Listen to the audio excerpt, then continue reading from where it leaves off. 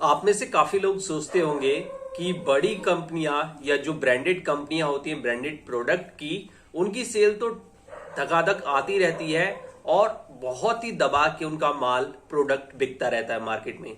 लेकिन आपको पता नहीं होगा कि उनका जो मैनेजमेंट होता है वो हमेशा टारगेट को लेके बहुत सारी मीटिंगें करता है और बहुत ही चिंताजनक रिजल्ट उनके भी होते हैं। हालांकि कंपनी जो है फायदे में रहती है, लेकिन चिंता इस बात की होती है कि जितना खर्चा वो अपने एम्प्लॉय की सुविधाओं पर करते हैं, जितनी मोटी सैलरी अपने एम्प्लॉय को देते हैं, जितनी वो ब्रांडिंग मार्केटिंग पर खर्च करते हैं, उस हिसाब से सेल नहीं आती। इसका जो मेन रीजन है, जैसे कि मैं सेल्स के नजरिए से देखता हूं, तो इसका जो मेन रीजन है वो है इनके डिस्ट्रीब्यूटर। अब आप कहेंगे कि डिस्ट्रीब्यूटर कैसे हैं? डिस्ट्रीब्यूटर ही तो सेल को जनरेट कर रहे हैं, सेल को बढ़ा के दे रहे हैं, इसीलिए कंपनी प्रॉफिट में चल रही है। लेकिन ऐसा नहीं है। जो इनके डिस्ट्रीब्यूटर हैं, मेन पॉइंट इन कंपनियों का भी सोचने का यही है कि हमारे डिस्ट्रीब्यूटर या हमारी सेल्स टीम काम नहीं कर रही उतना जितना हम लोग खर्च कर रहे हैं, जितना हम लोग सोच रहे हैं, उस हिसाब से नहीं कर रही। अगर आप बड़ी कंपनी में काम कर रहे हैं इस समय, तो आप मेरी बात से रिलेट करेंगे अगर इस वीडियो को पूरा देखेंगे। और जो लोग इन फ्यूचर बड़ी कंपनी में जाएंगे, उनके सामने भी ये चैलेंज आने वाला है। वहां पर सिर्फ इसी चीज की माथापच्ची चलती रहती है कि जितना इन्वेस्टमेंट हम कर रहे हैं किसी प्रोडक्ट की सेल पर मंथ लाने में, उतनी सेल निकल के नहीं आती। हालांकि टारगेट पूरा हो जाता है, लेकिन रिजल्ट वो नहीं निकलता। तो इसका जो रीजन वो भी समझते हैं वो होता है डिस्ट्रीब्यूटर या सेल्स टीम। तो मैं सेल्स से हूं, इसीलिए मैं सेल्स टीम को पूरी तरह से यहां पर जिम्मेदार नहीं मानता। मैं यहां पर बड़ी कंपनी के अगर मामले में 80% डिस्ट्रीब्यूटर जिम्मेदार है। कैसे? अभी मैं आपको एक छोटा सा इंसिडेंट बताता हूं जो मेरी आंखों के सामने घटता रहता है हमेशा, कि जब हम लोग बैठे होते हैं किसी भी डिस्ट्रीब्यूटर पे, बड़े डिस्ट्रीब्यूटर पे, किसी भी बड़े डिस्ट्रीब्यूटर के पास रहते हैं जिनके पास हमारी कोई एजेंसी नहीं है, केवल हम उनसे मिलने गए हैं या कुछ हम पता लगाने गए हैं, तो वहां पर मैं क्या देखता हूं कि वो लोग गिने चुने होलसेलर के पीछे पड़े रहते हैं, गिने चुने रिटेलर्स, बड़े बिग रिटेलर्स के पीछे पागल रहते हैं कि यहां से हमें 4 गत्तों का ऑर्डर मिल जाए। ये हमें 2 ही गत्ते दे रहा है, 4 गत्ते ही लेता है महीने में, तो उसके पीछे लगे रहते हैं। लेकिन उसी समय हमारी आंखों के सामने कितने सारे रिटेलर्स आते हैं छोटे छोटे, जिनको 3-3 पीस हर चीज का चाहिए होता है, 2-2 पीस चाहिए होता है, 5-5 पीस चाहिए होता है हर एक प्रोडक्ट का, क्योंकि उनकी शॉप उतनी बड़ी नहीं होती, उतनी ज्यादा उनकी बिक्री नहीं होती।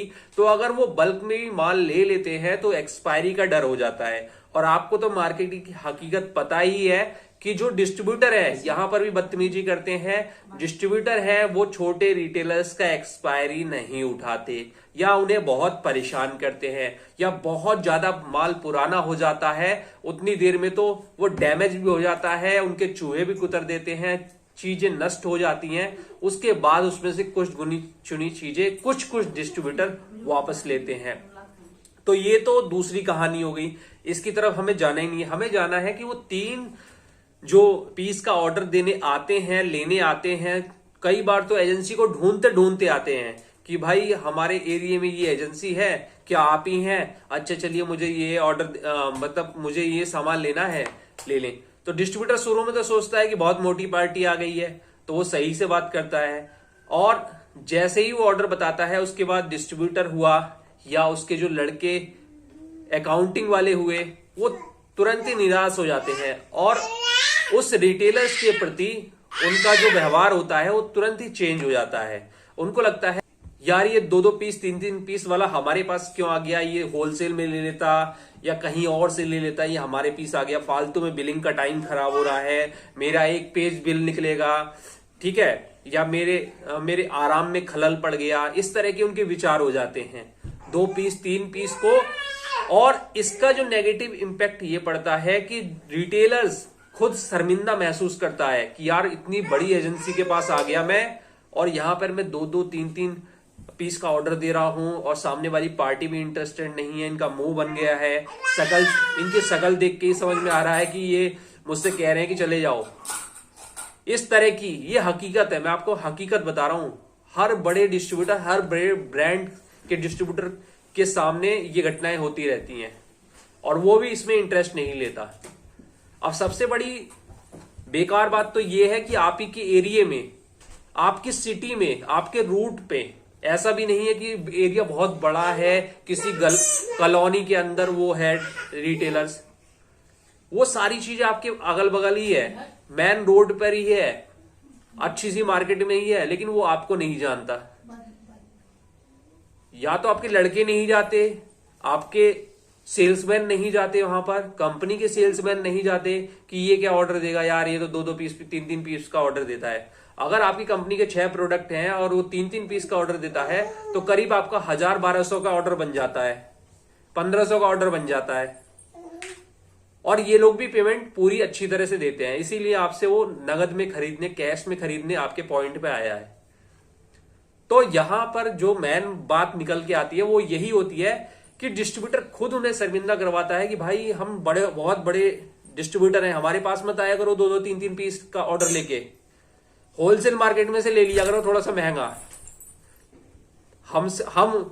हम देंगे होलसेल वाले को और होलसेल वाला तुमसे 2-2, 3-3 रुपए बढ़ा के वो वहां से ले लेना, आप वहां से ले लेना।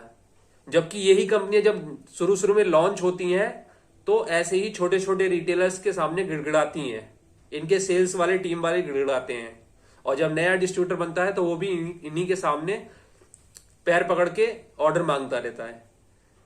तो ये बड़ी कंपनियों की जो सेल होती है ना, अब बड़ी कंपनियां क्या सोचती हैं कि यार हमने तो सेल्स टीम पूरी लगा रखी है, डिस्ट्रीब्यूटर के लड़के को इंसेंटिव दे रहे हैं, हर चीज दे रहे हैं, ब्रांडिंग कर रहे हैं, लेकिन जितना पैसा लगा रहे हैं उस हिसाब से ग्रोथ नहीं हो रही, हर साल खर्चे बढ़ रहे हैं, ग्रोथ नहीं हो रही। भाई प्रॉफिट हो रहा है लेकिन वो प्रॉफिट नहीं हो रहा ना जितना खर्चा है। तो ये सिर्फ डिस्ट्रीब्यूटर की वजह से होता है और सेल्स टीम भी जिम्मेदार है। लेकिन डिस्ट्रीब्यूटर की मेंटेलिटी को सेल्स टीम अगर ठीक करने लग गई ना तो ये सारे डिस्ट्रीब्यूटर छोड़ देंगे, उसकी एजेंसी छोड़ देंगे, दूसरी एजेंसी ले लेंगे जहां पर इनकी मनमानी चलती होगी। तो इस तरीके से ये जो बड़े ब्रांड्स हैं जितना पैसा लगाते हैं ना, हमेशा इसीलिए मीटिंग पे मीटिंग करते हैं, ये इसीलिए मार्केटिंग करते हैं, इसीलिए ब्रांडिंग करते हैं, बड़े बड़े स्टार्स को लेते हैं, स्कीमें चलाते हैं, डिस्ट्रीब्यूटर के लड़के को स्कीमें चलाते हैं कि हमारा प्रोडक्ट आ जाए उस लेवल पर जहां पर हम जितना इन्वेस्ट कर रहे हैं उतना निकल रहा है। लेकिन ऐसा कभी होगा नहीं। अगर होगा तो आप अपनी टीम में ट्राई करके देखना।